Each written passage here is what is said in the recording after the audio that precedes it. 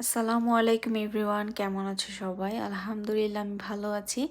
আজকে খুব সুন্দর একটা গিফট তোমাদের সাথে শেয়ার করব।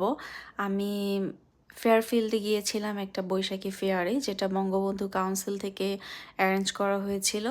তো সেখানে সাডেনলি আমার হাজব্যান্ড এটা আমাকে গিফট করে। এই গিফটটা কেনার টাইমে আমি সাথে ছিলাম না। আমি বাংলাদেশ থেকে বাপ্পা মজুমদারের ব্যান্ড গিয়েছিল, তো গান শুনছিলাম।